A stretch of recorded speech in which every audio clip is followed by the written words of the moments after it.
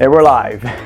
We are live. We are live. Live recording, but not live feed. So On the air. We could be.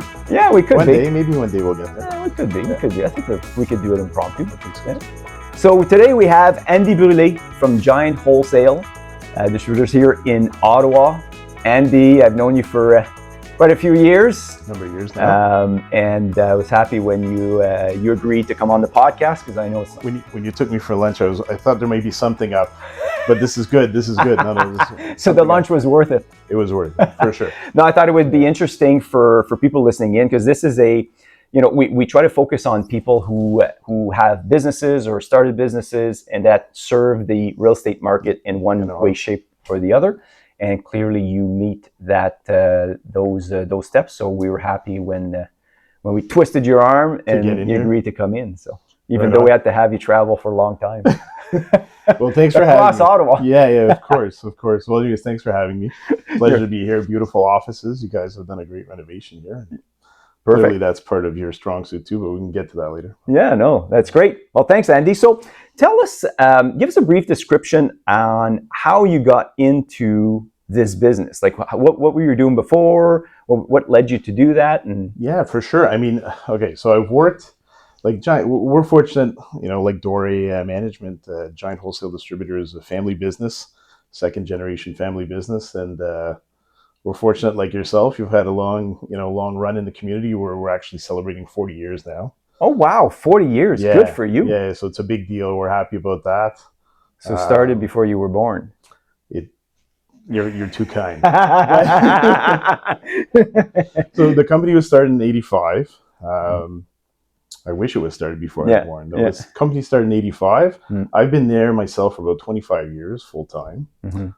Time flies. I can't believe it's already 25 years, to be honest. But no, it's been great so far. I mean, I took over operations in 2011.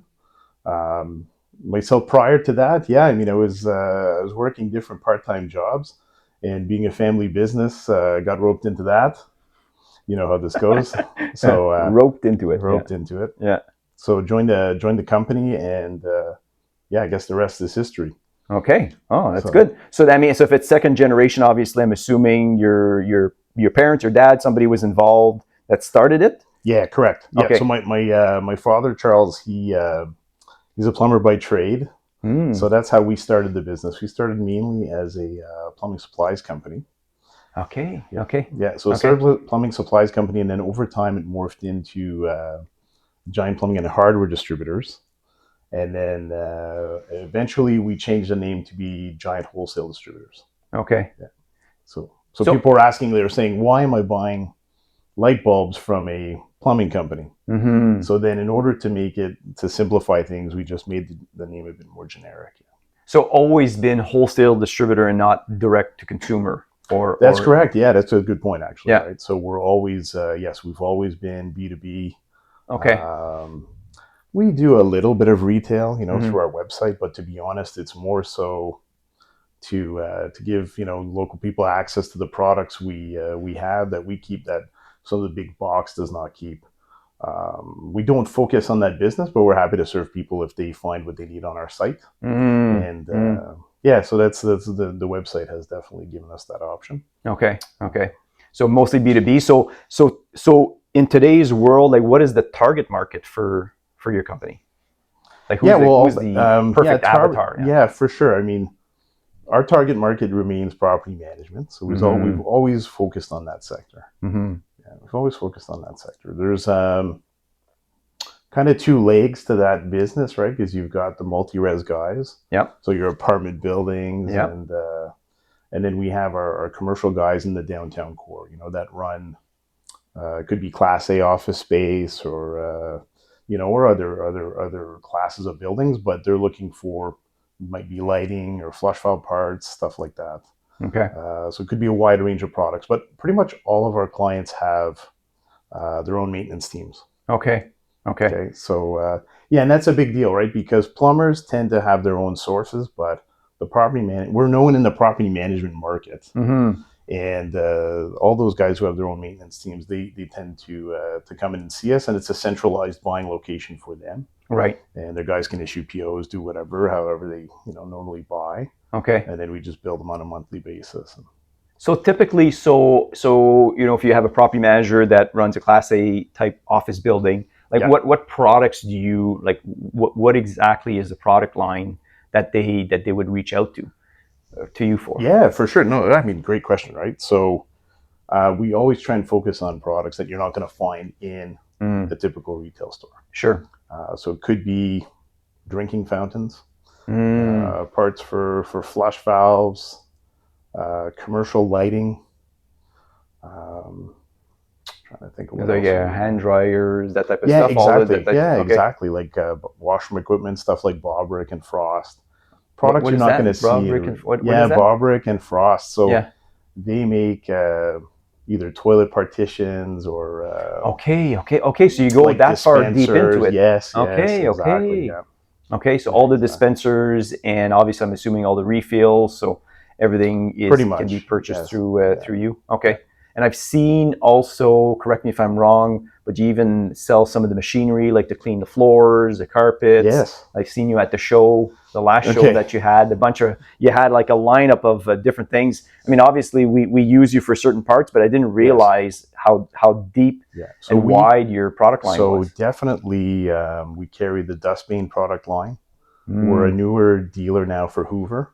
Okay. And Hoover Commercial has all kinds of new like cordless vacuums and stuff that they've come out with that's becoming huge. Like, give it a few years, I don't think you'll see any more corded vacuums out there. So how does that work? Is it works on a battery? Yeah. And those batteries typically, because I know, like, I mean, you get those residential ones, but they last for like $10 and 10 minutes, and then they don't work. But this is like, what is the typical? Yeah, you can have runtime from like 1 to 2 hours, depending on the settings. Oh, interesting.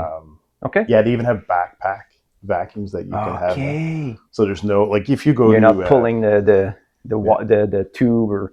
Yeah. Okay. I went to Las Vegas for a trade show recently in the hotel I was staying at. All the vacuuming was cordless. Okay. Yeah. So that's it. So it's a battery, or it just plugs directly in the wall? Like, how does that? How do they charge? There's a large charger and a battery, and you can usually, depending on the charging unit, you can have like a couple of batteries charging at once, and then, like I said, maybe you'll get 1 to 2 hours runtime on a battery, and then you can swap it out. Okay. Usually the operator runs out of mojo before the unit does. Good. Okay, well, that's if you have good. A few batteries. So, and it's the vacuuming is much faster because you don't like, you're not encumbered by cords and stuff like that. And you're chugging it along stairs or whatever. So I'm assuming it's a bit lighter, easier to get into the Mostly. corner. The units are getting lighter. The batteries are getting lighter all the time too. Yeah. Okay. Yeah. Okay. But back to your point with cleaning supplies, yes, we have carried the Dustbane line forever. Dustbane's made in Ottawa. Oh, is it really? Okay, so Dustbane's a Canadian company made in Ottawa. It's been around for 100 years or more. Yeah. So we've always carried the Dustbane line, but certainly in the last 2 years, we've like doubled down on, refining that lineup, making sure the products are all their most modern products, and we've developed kind of like our own internal selection of Dustbane that we like to promote. Okay, and it's all like much more user-friendly products. Sure, but they're still like super effective. Okay, so it's you still get the job done, but your guys or your cleaners, they're not losing the skin off their hands. Right. So we feel good about that too, right? It's good. We're trying to promote products that are new age and local. Okay, I'm assuming in today's world that's where it helps even more. Big deal, man. Yeah, we got to do this stuff. I know. There's nobody else that can do it, right? Yeah. So we got to be self-sufficient and look for suppliers if we can, within reason. That we can self-serve, so that's good. And we have some great suppliers, in our city, right? Oh, absolutely. So, no, and that's why sometimes you just redirect, and I think most people be proud to know that ideally, if there's a source, that we're able to use that source and it's local. And why not? Yeah, why not do it? Because I know, like, for us, for the most part, we order smoke alarms, carbon monoxide alarms, all of that good stuff. So you carry all of those fire safety equipment also. Yes. In terms of doing that, so bulk purchases. So like plumbing, we've always done plumbing, hardware, electrical, And now, obviously the big focus is on cleaning. So that's been our push in the last few years, just because we've had access to such good products. And we said, people are buying this whether we're selling it to them or not. And I think we can do it better than some of our competitors, right? Okay. And I know also, I vaguely remember a chat we had a while back too, where I guess when there's buildings that want to do energy efficiency, I think you had the opportunity to order like toilets in bulk, and you talked about warehousing them and how you go through the minutia of bringing them in, having them in stock. It can be crazy, and those take a lot of room. It does, yeah, it does. So we've done some big projects. Like we've done, I think our biggest one was 3,200 toilets on one project. Wow, 3,200. 3,200 wow. on one project. So that was, let's say that takes a lot of room. It does. Yeah. And it was done, like we did that over 3 or 4 months. Okay. So it's like we were getting a truckload of toilets a week, or every week and a half. It was pretty crazy.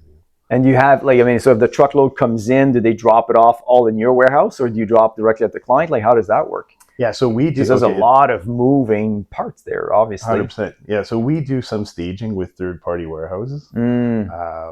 Because, those jobs you don't do every day, of course. So for us, when those come along, we do have arrangements like that are pre-made with contract warehouses that accept the product for us. Yeah. And then either our contractor can draw from there, or we deliver to site as needed. Okay. And you deliver to the site? Or the client it can be our truck. It can be our truck, or sometimes. So you guys would go in and do the shipping if they're large loads like that, or okay. But like those jobs are fun. I mean, they don't come every day, obviously, but of course. The earlier part of my career was interesting because we were doing a lot of water conservation projects. Those were kind of the biggest jobs I got involved in early. Okay. So we'd literally help the client set up the whole job. Because they didn't know. They didn't know. They knew they wanted to save water. They wanted to save money, but they didn't really know how to do it. Or they had an idea about it, but obviously there's a lot of moving parts, like you said. So we'd help them specify the product. Right. We'd help them line up the installer. Yeah, because you get the wrong product in, we'd help them get because we do a sampling of the units, right? Okay. So we could take a look at all the units and say, okay, based on this, we think you're going to need this, this, this, and this. Less chance for surprises through the job. And is that a non-site visit from somebody on your team, or yeah, for sure. In fact, it was mostly me. It was you actually going on site, just making sure for those jobs because of the volumes involved. Not that I have trust issues, but but the margin of error is you don't want to miss on that. When a truck of 200 toilets shows up, you don't want it to be wrong. So yes, it was me. So often I'd go through, do a walkthrough, we'd sample a whole bunch of units, make sure that it was consistent, and then we'd order based on that. Yeah. And we'd also help the client secure the incentives. Okay, right. Yeah, because sometimes you have to mail them out or apply for them, or how does that work? It was I'd have to you mean like rebates after the fact, or because it depends on the government program at the time, or the provincial, I would suspect, or municipal, I guess, at the time, right? You're right. It was municipal at the time. So we would do it through the city, and we would. There was a department, and basically they would often want to see the job in advance, just to know that there was going to be a savings, and that the motive for changing out the equipment was not for vanity purposes, that it was actually going to be functional. So they would kind of look at our proposal, and they would tell the client yay or nay on as to whether it would qualify for rebate. So, but we would set, the client didn't have these contacts, right? So we would help them set all that up, do it at a reasonable cost, and show them their ROI and everything. And and that ROI speaks volumes, right? Yeah. You never want to know how much it's going to cost. It's how much you're going to make within that, save on it, exactly. Yeah. But apart from toilets, when it comes to conservation, I'm assuming, like, is there any other? Is it the shower faucet? Like what other? Yeah, that's fair. No, it was piece of equipment. We along with the toilets on those jobs, they would usually do shower heads and aerators at the same time. Okay. But in the beginning, the savings were huge. No, I know. I laugh because many years when these programs started, the city of Ottawa put a big push for water conservation. Was fantastic, but then realized that people conserved a lot of water. But there's a revenue source that comes from the water, so they have to increase the rate just to don't lose the swords. So they don't lose their shirt on the, like their operating budget was like, based on oh yeah, it worked really too good. Yes. Well, we were taking clients from like 13 and 18 liter toilets to 3 liters. Yeah. Now that didn't happen initially. Like Of we had course. a lot of clients that went from, let's say, like 18 liters to 6 liters. Yeah. And then later to 3 liters. Like again, but you're right. It was very drastic in some cases. So I don't think the city foresaw that much drop in revenue. That's right. Pretty crazy, right? Yeah, So yeah. you're right. Their operating budget was based on X. Was based on, because you pay a fee based on your consumption. Yes. If your consumption goes down, which is great, we all want to save on energy, water uses, and obviously.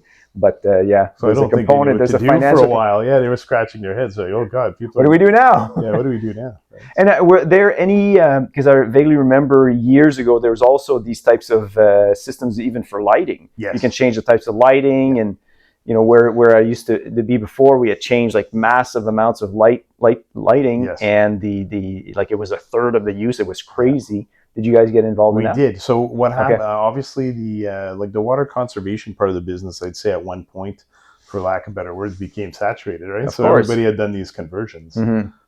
So then lighting became the next big thing that everybody looked at, and we did get fairly involved in that as well. I don't know if it was to the same extent that we were involved in the plumbing side, but certainly we did a lot. Like we did a lot of commercial towers. Okay. So we're fortunate to be involved in that too. And the rebates started out, they were all prescriptive rebates. So it was just like you put in X product and you get so much back. Oh, right. Okay. And then, so that went for a few years and it was really, really good. And then I think there was a push to limit the amount of money they were spending on these programs. Of course. So they tightened up everything. Of course. And it's kind of normal, and you can't use taxpayer money just to fund these endlessly. things. You're trying to Of move people to a certain direction. So it makes a lot of sense. And these products, so like say for example, toilets or any of these pieces of equipment, do you offer to install, or how does that work?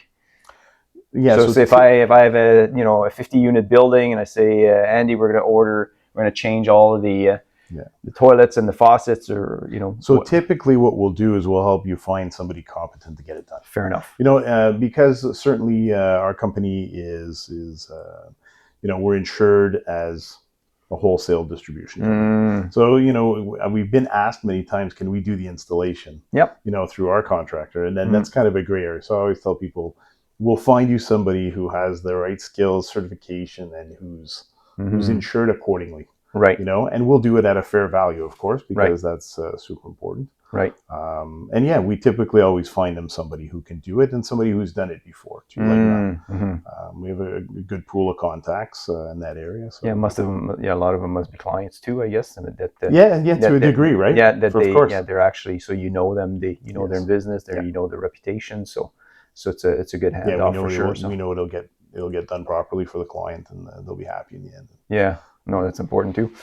And obviously, you mentioned at the beginning, you're 40 years in business. This business is operating. So obviously, we were chatting before. If you're 40 years into business, there's been a lot of changes in this 40 years. One of them being podcasts. Yes. But how you set up now, say if somebody wants to order a product, I'm assuming before they were calling or they were faxing, and I'm assuming now faxing. Oh wow! Right? Made me feel old. Yeah. It's like remember pagers? Yeah. Oh, Mike doesn't know what a pager is, but fax. We had kind of funny story. We had one of the first fax machines in the city. Okay. So as I said, my dad was a plumbing contractor, and we used to do like a bunch of high profile properties that we would maintain, like do the plumbing maintenance at. Right? So his plumbing business, he had it for about 15 years. And then after that, he just decided to focus solely on Giant. Sure. But anyways, the whole story with the fax thing was, I forget what we were doing. Some company had gone bankrupt. It was a health club or something. Yeah. And when we were doing some work there for the landlord. Yeah. And there was this machine in the corner, and it was monstrous. Oh yeah. And I can do that. It's like a calling line, or. And the landlord or the property manager who was there, he said to my dad, "You want that thing? I don't even know what it is. Get it out of here." So, and my dad said, sure, but it turned out it was a fax machine. Okay. So it was some big business that was in there. Yeah. But it was like literally, even though it was antiquated by today's standards, it was like one of the But it was first super fax efficient. machines. Exactly. It wasn't efficient. Let's not get No, crazy, but efficient in terms of instead of somebody calling, somebody have to then writing it in. But yeah. So fax machines. So long gone are those days. Yeah. We started in 2019. We're still kind of a little bit late to the scene, obviously, but we started developing our web portal in 2019. Okay. We finished it as the sky fell when the pandemic hit. Then you have no choice. Yeah, so it was kind of interesting because you would think it would have started with great fury, but the reality was most of our clients weren't buying anything. Oh, right. Okay, so everybody was like, they were only doing repairs as needed, like emergency repairs. Right. So we're kind of sitting around at first, and so the site it caught on as the pandemic ended, but the adoption rate is crazy. Like I can't believe how quickly it's come online. Yeah. Like so no issues with your existing client no. Okay. And it's funny on the timing. Like I saw how high the adoption rate was. I saw how like high the adoption rate was, and it impressed me because, I thought, wow, had we not done it, where would we be, 4 or 5 years later? Because with the adoption rate being so high, you say to yourself, people are hungry for that. Yep. They wanted that. People want to be able to make their own decisions. Quick, and I'm assuming also it minimizes errors in ordering. 100%. Right? Because they're the ones plugging it in. It's a game changer. Right? So it minimizes that inefficiency of having another person involved in transmitting the information. Exactly. Right? Yeah. So, I mean, clearly little mistakes can still happen along the road, but it eliminates 90% of errors, at least, if not more. So, we've been very grateful, and I think it makes the customer happier too. Of course. Not only do they have some control now over, how the ordering process works, they feel more confident. They're not just trying to explain, you're not playing charades with the client trying to figure out what 100%. They need. Yep. So, so that's been huge for us. Yeah. It's interesting because prior to COVID, there's two technologies that we knew existed, but we weren't jumping on board. One of them was virtual meetings. Yes. And so I met a gentleman years ago, and he wanted to do a virtual meeting, and I'm like, "What? What is that? If I meet with you, I want to meet with you, right?" Anyways, and then when COVID hit, obviously virtual meetings was the only thing, or else you weren't meeting anybody, right? So we continued business. At one point, we thought it was a scam. Oh, you're wondering, why does this guy not want to meet with me? Exactly. But then you realize that in today's world, like for us, this is part of the team. Yes. Because it's so hard to get everybody into this in the same room on the same date, same time for a very specific amount of time. So now virtual meeting comes in, everybody logs in wherever they are, and then logs out. So that's a big thing. And the other thing too was the electronic signatures. Yes. Yeah, that's a big deal too. Right? Like for us before, you'd get a lease sign or property management agreement or anything related to real estate.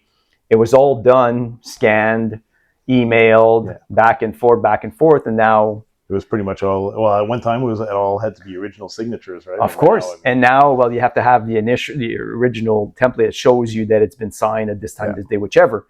But we would never go back. No. It's so efficient.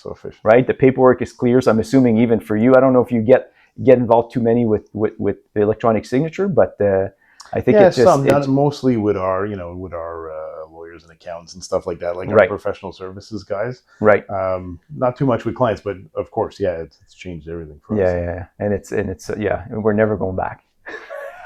No, and it's just like you said, the efficiency. You don't need to be in the same room for a lot of these conversations. If it's convenient, sure, it's great, and you still want to do some of that. And 100%. Like I prefer to meet face to face all the time, but once we have a conversation, it's just a tag team. The next steps, then sometimes it's a lot more efficient if we can't get everybody lined up. We talked about like, can people pick up at our shop? Like if they order, can they drive over and pick it up? And I would never want to stop that, because it's still a personal connection with our clients that a lot of our catalog competitors don't have.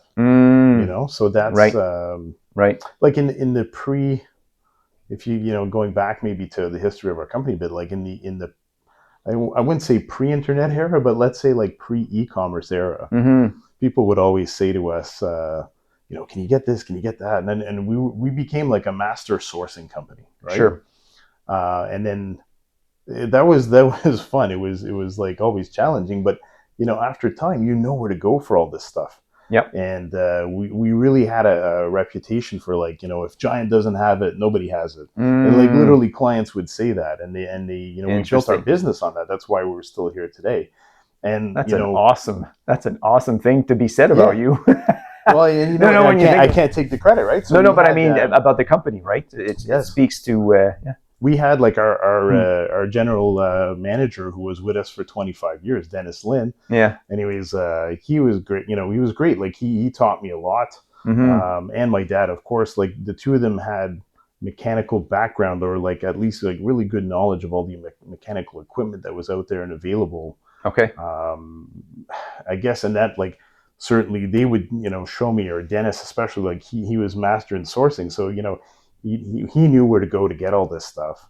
And in an era where things were very different, we just knew where to get it, and people relied on us to get it, and we were always fair, so they didn't question it. They just that's how we grew the business. Yeah. So all that to say today, it's about finding new ways to connect with new clients in a world where they're bombarded with information, right? Right. So but I mean, we imagine figure out how do we do that. But that's a cool, like, I mean, think about that. I mean, a business owner, listening to this, if your client says that Giant doesn't have it, nobody has it. What a great thing to be said about you.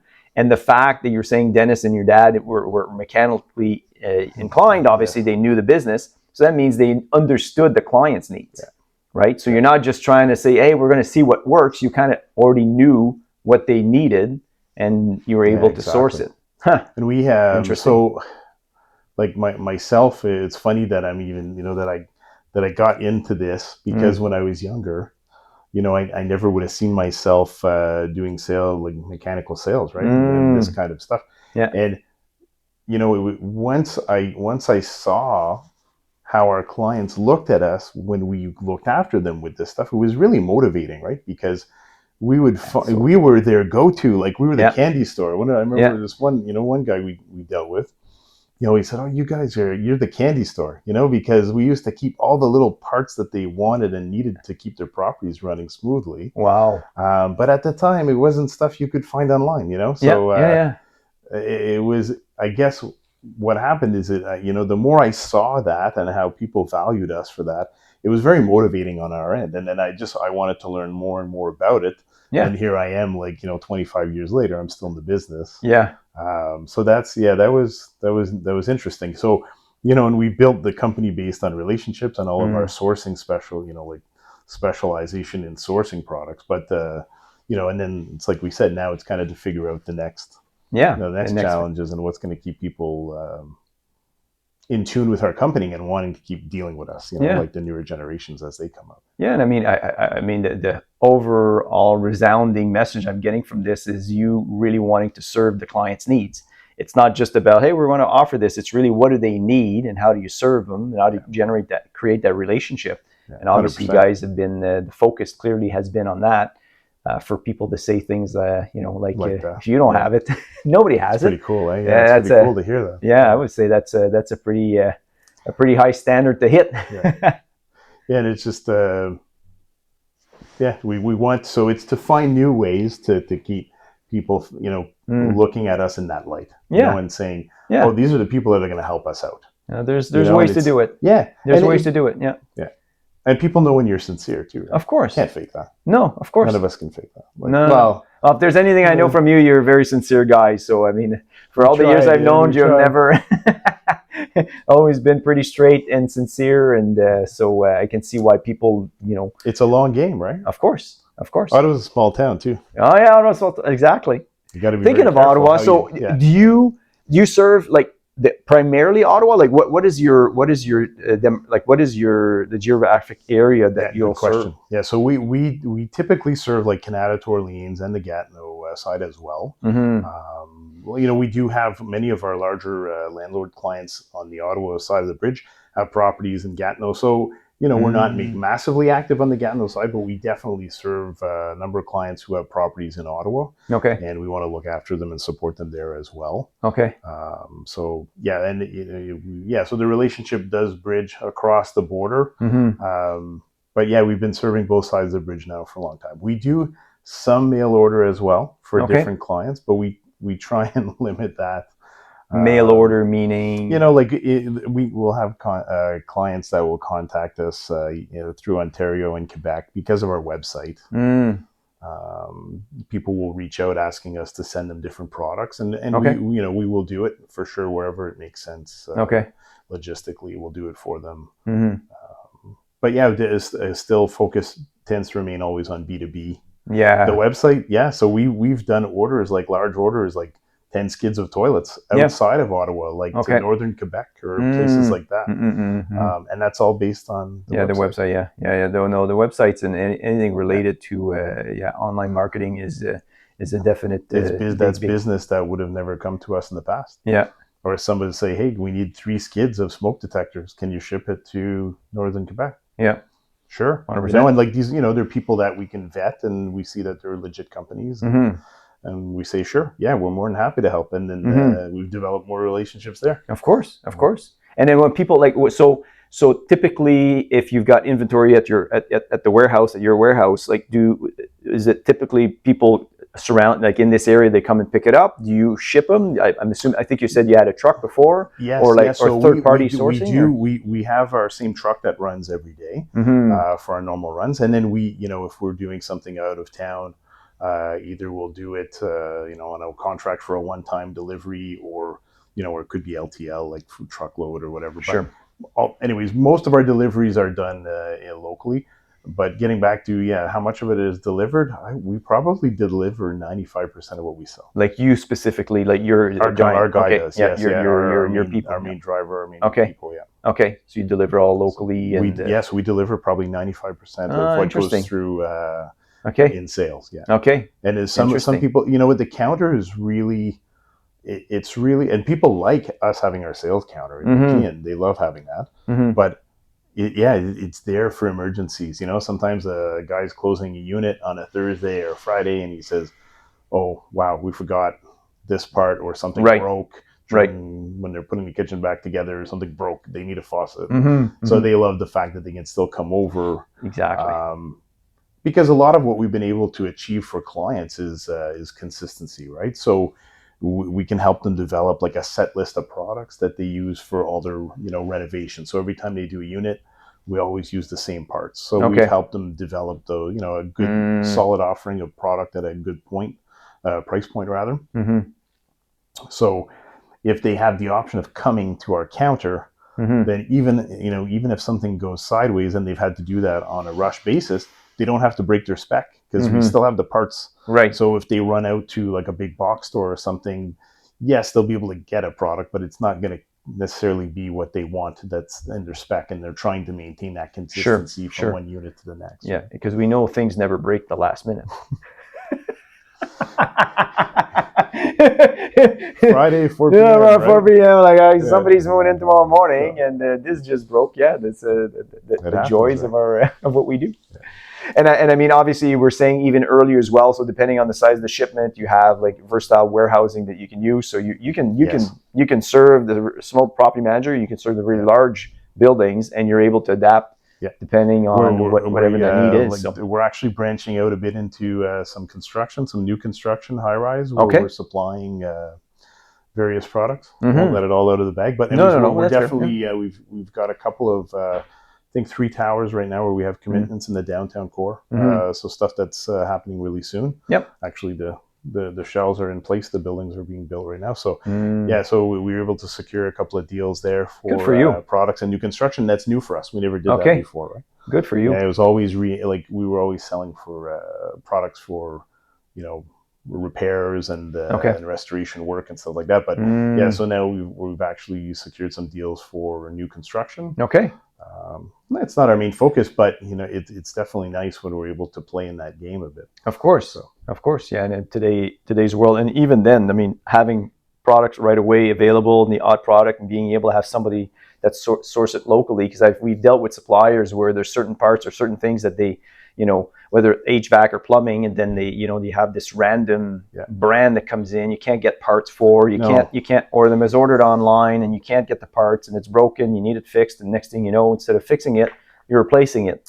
So you saved a bit at the beginning, but I think for the bigger players that want to make sure that they can provide service, having you locally and having, like you say, a spec'd out product line, I would see as a huge advantage. Yeah, and it's interesting that you say that, because you're so right. A lot of people don't realize that. You can buy a lot of products at an attractive price point, but they're not necessarily serviceable. Exactly. And it's not even that they're bad products. It's just that nobody carries the parts for them. So what do you do? Yeah. And we've seen that. You end up throwing it out prematurely, like 2-3 years. It's not working, and instead of just repairing it, you throw it out. Yeah. That's nasty. It's frustrating. It's just frustrating, right? Yeah. Or especially in the case of something that's built into the wall, like a shower valve. I always tell people, if you're putting in a shower valve, be sure of what you're putting in, because it's not like a regular faucet where you just pull it out of the sink and it's done. But if it's a shower faucet, who wants to take a 5-year-old unit and have to rip out the shower? And then have to do it all over. Oh yeah, no, it's crazy. No, we've seen a few of those, especially during COVID, when supply chains were disrupted and we needed product, and you get whatever you can get, and next thing you know, we've had a few in HVACs or appliances or some of that effect where you're bringing off these off brands, and next thing you know, they don't last as long. You can't get the parts. Nobody knows how to service them. So those are nasty. So and we feel as a responsibility, like as a business, and especially we have our like a big mechanical background. Like I would say a good portion of my family is in the mechanical trades. Okay. So they know. They know, and we understand it too. Like obviously we're very aware of that. Like we think about it, we say, okay, well, can the client service this product in 3-4 years down the road? Because that's hugely important. Of because course. we look bad too, right? If I sell you something, say, hey Dan, this is a great looking faucet, I can get it to you at an awesome price point, and then 3 years from now you can't get the little rubber and that's okay if you're a company that's here today and gone tomorrow. Yeah. But in relationship selling, you definitely don't want to put your customer in that position. So. Right. And that's a big thing, right? An experience, only experience gives you that. Exactly. Right. So exactly. So we vet our products pretty carefully. Okay. And you know what? We can still offer the stuff at amazing price points. Right. It's just we're just very selective, as to what we're promoting, because we know it falls back on us. Yeah, of course. And so you mentioned, obviously you have your own guys that will do 95% of the shipping. So if somebody orders something online and you have it in stock, like what's typically the turnaround to get it delivered? Yeah, so we've definitely with the website, that's actually helped us with faster turnaround, right? So fill rates have always been pretty good, but I mean definitely our turnaround is faster. Okay. So now like a web order comes in, we print it and it goes to the warehouse immediately. Right. So typically then it becomes like a capacity thing with delivery trucks and stuff like that. Right. So we try and do things next day, but I mean, realistically, I would say most of our orders go out within 48 hours. Okay. So, so that's good, right? That's very good, yeah. But technology has helped a lot with that over Of course, yes. Of course. No, but it's good, obviously, because it's efficient. And obviously being here in the product here locally, it's not sourced, halfway through the country or somewhere else. So if you have it. So, that's pretty awesome. Yeah, and before when people would give you an order on notes, let's say your guy at the order desk or lady at the order desk, whoever it could be, right? We've had both over the years. Yeah. So whoever's at the order desk, if they get backed up and then the notes stay on their pad till the next morning, right? Well, then it's delayed getting to the warehouse, etc. The inefficiency of the delay just continues on. Yeah. So now web orders, boom! We try and convince people to do web orders more and more because it's not for greed or what. The whole process is so much more efficient. Right. It's less efficient, errors, faster. Right. Everything's better. No doubt. No. So we and then we can spend more time with them on like identifying the products and their needs up front. Absolutely. And then we set it up on the website, and then everything else follows suit, and it goes way better. Yeah, absolutely. So, that's good. No, we're all in the same boat. So I'm listening to you. And I'm like, remove the friction points if you can, right? Well, I heard like one of your other podcasts. Yeah. It was your gentleman who helps with insurance. Yeah. Oh yeah. I was blown away when he started I was describing blown the away. process. Yeah. Yeah, with Jeff. Jeff from Apollo. Amazing. Yeah. Amazing. Like where they were looking at every step and saying like, do we need to do this? Can we automate this? But then refocus people yes. into the things that processes, that AI or whichever can't do, but that need human attention. Yeah. I'll put resources on that and let the other stuff just run through the algorithm or whichever, right? Amazing. So it's cool. Anyways, the way he was describing it, I was saying this is so smart. He's quite passionate about it too. Yeah. You put something as mundane as insurance, and he made it exciting. Yes. Yeah. No, it's cool. No, that's awesome. You're facilitating processes, right? Yeah, absolutely. Taking technology to better facilitate whatever. I always say here, like, I mean, even if for us, like, if for every time we look at adopting some type of technology, I always want to make sure anybody that's working with us is that this is not meant to cut anybody. It's make us more efficient so we can serve more people more efficiently. It's not meant. I like to work with people. I like to have people that work for us. I like the engagement. I like the fact that people, they're nice. They talk to people. We have that camaraderie that the clients want to deal with people. But there's certain things that, if you put on a person's plate that can be done through the computer or through some type of system or process. You're not in bed at night worrying about, did we get this that's part the of it issue. filled out or what? It's crazy. Yeah, people, let's say it's a form, something as simple as that, all the required fields. Well, if they don't have a field filled out, it prompts them. They got to fill it out. And then, then you have all the information. It's complete, right? Yeah. So it could be something as simple as that. And then you get to focus on the fun parts of business. Well, not just that. It's just like even for us, like for rental applications, that was the case, right? People would fill it in. You can't make out the read, what they wrote, or there's, you're making your application, but I need your ID. I need to make sure that I'm talking to the right person that's applying, whichever. And now today, I mean, it's those discussions are all automated. It's automated because you put it in and it doesn't allow you to submit the application without having the information. So the team that runs it starts with a base where I would say 95% of the time all the information is there, and then it's a matter of getting everything confirmed. Yeah. So you're starting several steps further as opposed to always trying to get information, which is time consuming. And then time is. When you have a bunch of people applying or whichever, and then like I said, you just want to be able to focus on the, it's giving you time to focus on the important parts of the business, of course, not stressing about all these little things that really you should be taking for granted anyways, that are just to be done, and you don't want to spend too much time focusing on those items. No, so I think we're all in the same boat, and we can all learn from each other. So that's great. 100%. And also, I mean, obviously, I'm not hiding behind the fact that I sell commercial real estate. We're property managers. We do. Sure, you want something? No. We develop multifamily properties, but also sell obviously commercial multifamily and investment property. And I know that you own the building where you operate from. So what was that? What was that process like? In order, because I don't think this is a new thing. I think No. So it's clearly I've always been interested in commercial real estate. Yeah, mostly commercial real estate. It's still like all real estate. Obviously, I see the benefit to ownership of real estate. Like all of our clients, through the years, I've seen them develop great wealth by investing in properties. Right. Right. So funny though, with our building, I had just taken over the company. Like taking over control of the company. This was maybe like 2010, 2011. Yeah. And like I was putting out fires left, right, and center, right? Yeah. So there was, because we had multiple people retire. It was a very challenging, stressful time. But the funny thing with the building is I ended up buying the building with a partner. Okay. So it's one of my friends. He's in real estate too. Him and I, we bought the building, but in large part, I bought the building out of necessity because I didn't want to leave, right? I didn't want to move. Of course. I was like, this is the worst timing. I'm like, I can't move right now. Right, exactly. So it's stability. It's stability. And I mean, obviously, it was without question that it was going to be a good long-term investment. Yeah.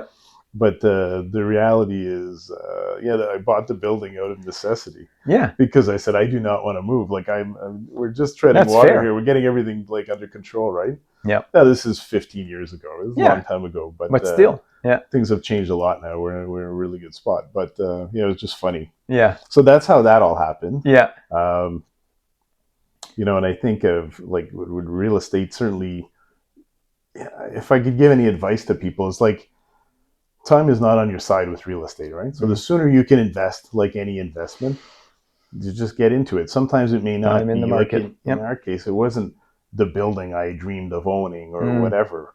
But it was a building, Right. and it was one we could afford. Yep. So it made sense. Hey, let's buy this. We have the opportunity. Let's buy it. Yep. And you know what? Like, obviously, these are great investments, as I was saying. But like, one of the elements to property ownership is like it's a protection against inflation, right? No It's doubt. a hedge against inflation. That's so a big, yep, 100%. it's huge, and I Yep. don't think enough people realize that or attach value to that. Like, Yeah, I know. you know, right? So Oh, I know. that's the thing. Like, I've been invested for 25 years. Yeah. I can appreciate everything you're So, saying. Yeah. you know, if you rent for 10 years and you're saving your pennies and whatever, and saying one day I'm going to buy that perfect building. Yeah. Well, guess what? By the time you get there, it probably is appreciated and you can't even afford it anymore. So, like, you know, this is like anything else. Just get into the market as early as you can, and you won't be disappointed, right? I think that's a solid move. Yeah. Good for you. Yeah, but I told people, I'm like, just get into the market and just do something. Like, just get in and be invested. And obviously you want to be careful what you're buying, but unless you have no common sense and just buy at the top of the market, like you're going to be fine. But and you as an owner occupier, obviously it's a double benefit, because not only, like you say, it's a hedge against inflation, but it's also security, because obviously security meaning that somebody's not going to say my lease is up, or I want to sell the building now, and then all of a sudden you're caught in a situation where you have to make a decision you're not ready for. Exactly. So you want to be more in control of that, and you want to move. Want to move, right? You don't want to be stuck. And we see that, right? Where it's, somebody's leasing, and because that was the easiest way to get in, which is fair, and there's less commitment. But it's just two-sided sword. So, but there's risk from the owner as well that owns the building, leases it out, right? If that single tenant or whichever leaves, then you have a building you have to fill in with somebody else. So the risk is mutually. It's mutual. There's a risk both sides. So you've kind of tampered on both sides. But you see, you'll see somebody in a commercial space or something, and then they've been renting it for years and they take it for granted and they just sign a month to month. They're like, I don't want to be committed. Yeah. But then all of a sudden they get notice and they're like, okay, where do I go? Now, because a month to month in commercial is scary for the person who owns the asset. Yeah. Because at any given time, like said, and then if I lose my revenue, may as well try to sell it. Yeah. And somebody else will come and buy it for either investment or occupier. And then all of a sudden so the risk is shared in both sets. So it's, that's interesting. Oh, it is interesting. It's true. So anyways, it's a bit of a gamble, but you want to be in control of that. That story, right? Yeah. Life has no guarantees, but probabilities put the probabilities on your side, right? Yes. Push for those probabilities, 100%. And there's no guarantee, but it is what it is. So, Andy, this is fun chat. Is there anything that we may have omitted to talk about? Because I know we talked about the history, the transition, the services, who you serve, how business has changed over the years, how it's operationally, where it's going.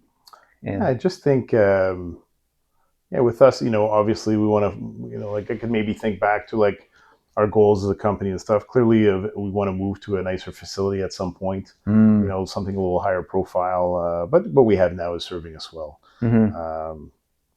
But just, it's really, I think, it comes down to, identifying the new type of customer that we're going to be, coming up against, or, trying to please moving forward, trying to find their needs, suit their needs, and really find what it is that, that we can do to serve them better. Mm-hmm. And so I think that's, if you look at our goals in the short term, like, or, in the short to medium term, is to really hone in on that. Mm-hmm. Do stuff like we're doing here, and certainly, you see the benefit in that. We talked about it. Yeah. But it's a radically changed landscape in terms of the business landscape. So it's really to go back and find ways that we can be of greater value to our clients. So that's our goal. That's definitely our goal for the next few years with the company, above anything else. And it just we talked about local and people buying local and how important that is. Yeah, it's a big plus, eh? That's a big deal, right?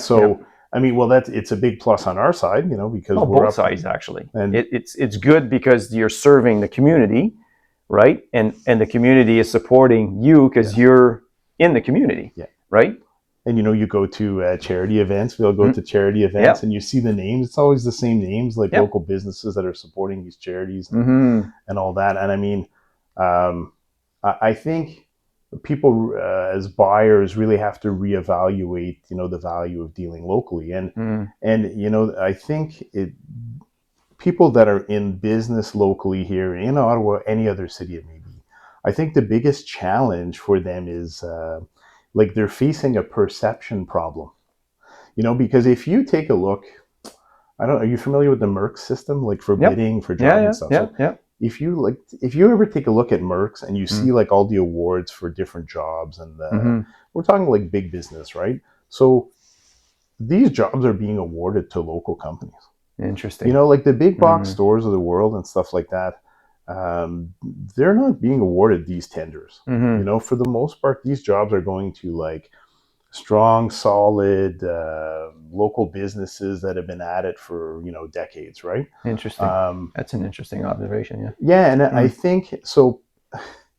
Like a lot of our commercial buyers in this day and age have a bit of a like a retail kind of buying pattern. Okay. And they're not really looking at, because they're maybe not aware of it too, right? Like they're not necessarily aware of the commercial side of buying. Larger institutions are, right? Like, hospitals, universities, stuff like that. But I guess all this to say, I think a lot of local businesses are fighting perception, because the fact that they're winning tenders in these large bids on a consistent basis, it tells you that they can compete. Of course. Okay. Like they can be there with the big guys. Right. Because. And come up with service. 100%. And there's like a whole, and like we used to always win the business based on service, but we can win it based on price too. Okay. But our local guys have to be given that opportunity. Right. So, if you think about it, like I said, people will go and like all these jobs are being won, by strong local companies. But if we can find ways to really reach out to the clients and make them understand that, hey, just because you're dealing local, you don't have to pay more. And that's a good point. That you can compete even though 100%. And then the service typically is higher because there's more of a relationship with the community, right? And the thing is, there are tons of companies, manufacturers out there, and they all have product reps and stuff like that. And these reps are often not compensated on work that goes through big box stores and stuff like that. Right. So they have incentive too to make sure that the local guys are competitive. That's a really good point. Yeah, that's right. Because they deal direct. So and like I said, I don't think that's a really good point. So local companies don't have a problem competing. They're fighting a perception that they're not competitive, that they can't compete. Interesting. And that's not the reality. So I challenge anybody out there who's a commercial buyer or to really like try and network deeper with your vendors, your local vendors and stuff. And I think they will. You could be pleasantly surprised. I think you'll be pleasantly surprised. Right. So somebody listening to this, Andy, like what is the best way to reach out to Giant Wholesale? Yeah, for sure. You can reach out to us on our website. It's giantwholesale.ca. Okay, giantwholesale.ca, and Mike will put that in the we can put that in the podcast. There. So giantwholesale.ca. If they call us, email us, they can email us through the site. They can actually view the site, kind of get an idea of the different products that we keep in stock. If for account clients, if they have a login, they can actually see quantities of what we keep in stock. Oh, okay. So if you want to know if we have, 50, live inventory. We have live inventory online. It's literally, I think the website's updated every 10 minutes. It's refreshed. So the quantities are always very current. So they definitely online, check out the website. You can see us there. And encourage local. Encourage local. It's all about. Andy, this was a lot of fun. Thank you for coming on to the DORE Podcast and sharing your journey, your experience, and hopefully people reach out to you and we keep growing. Yeah, thank you, Dan. I appreciate it. Thanks, Andy. Appreciate it. Very important. Thanks. Thank you so much. Thanks.